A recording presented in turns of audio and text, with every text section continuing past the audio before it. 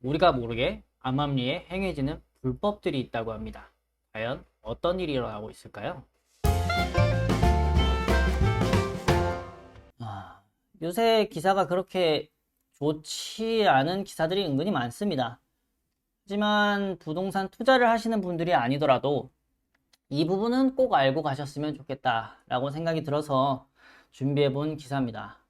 어느 시장이든 간에 어느 사회든 간에 암암리에 행해지는 불법 행위들이 많습니다. 눈 감아주는 행위들이 많다는 소리죠. 부동산 시장도 마찬가지로 불법 행위들이 있습니다.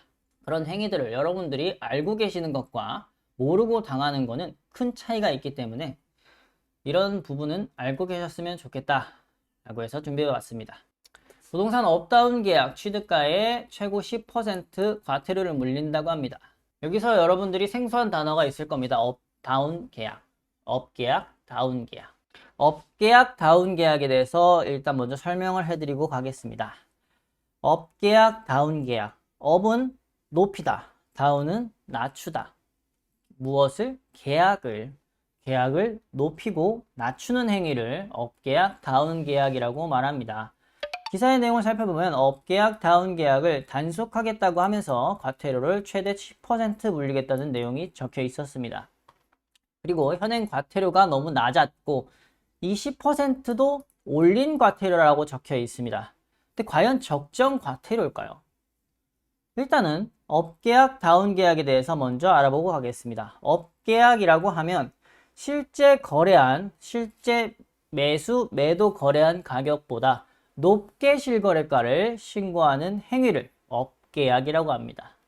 다운계약이라고 하면 실제 거래한 가격보다 낮게 실거래가를 신고하는 행위를 다운계약이라고 합니다. 당연히 불법 행위니까 하면 안 되는 행위고요.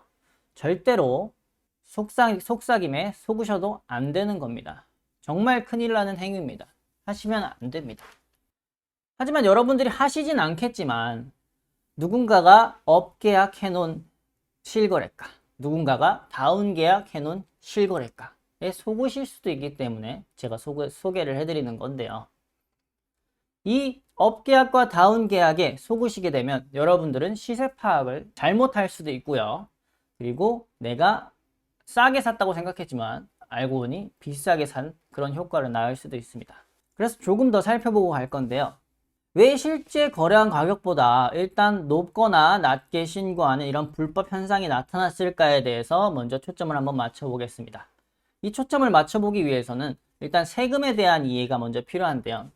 부동산에서 발생되는 세금은 여러 가지가 있지만 이 매수, 매도 거래가 있었으니 업계약, 다운계약이 있었겠죠.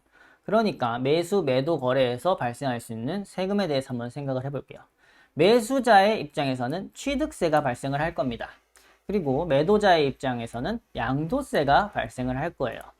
취득세와 양도세의 세율 범위에 대해서 한번 살펴보고 가면 취득세의 세율 범위는 최소 1%에서 약 12%까지 부과가 될 겁니다. 그리고 양도세의 범위는 범위가 좀 큽니다.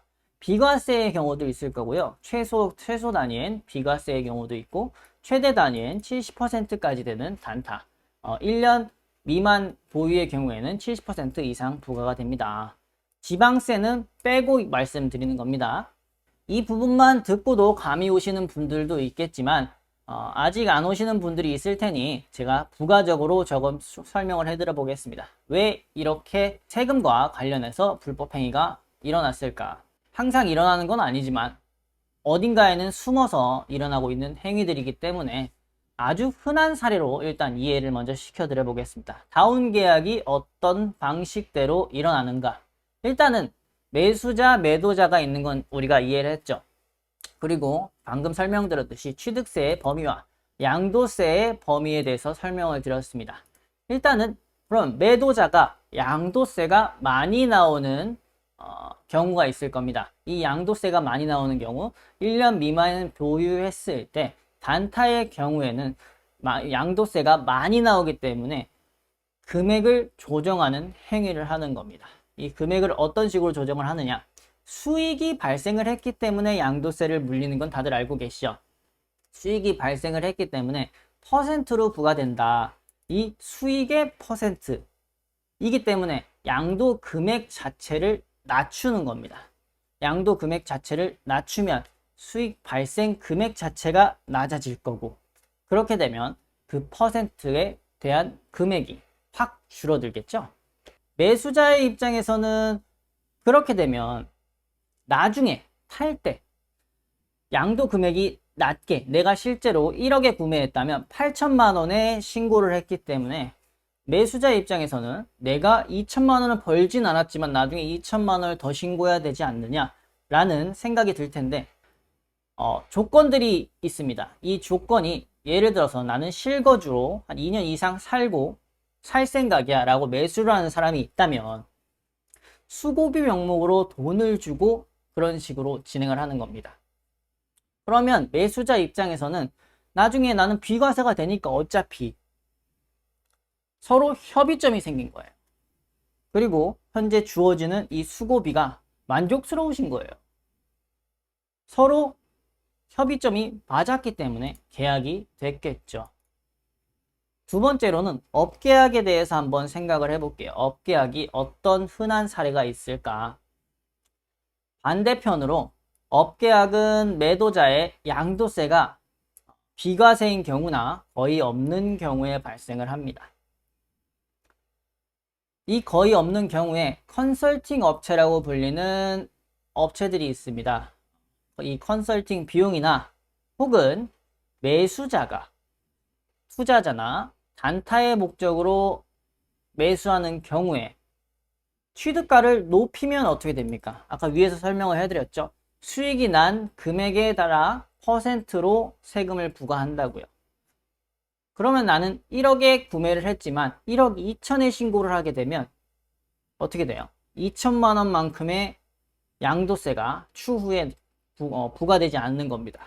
이런 식으로 일부러 취득가를 높여서 취득 신고를 하게 되는 겁니다. 서로의 또 합의점이 발생이 된 거죠.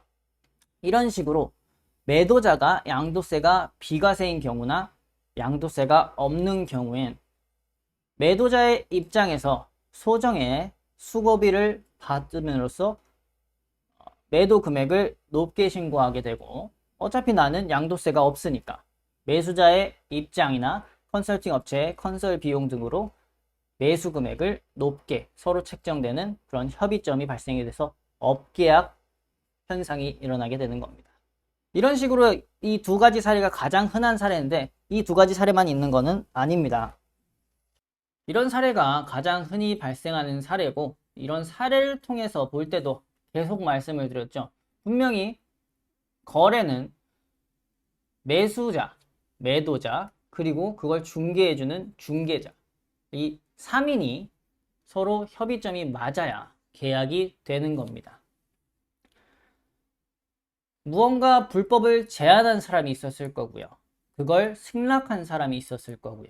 불법인 걸 알지만 묵인해준 사람이 있었을 겁니다. 한 사람만 잘못이 아니죠. 이 세 사람 모두 다 잘못입니다. 박수도 손이 맞아야 서로 소리가 납니다.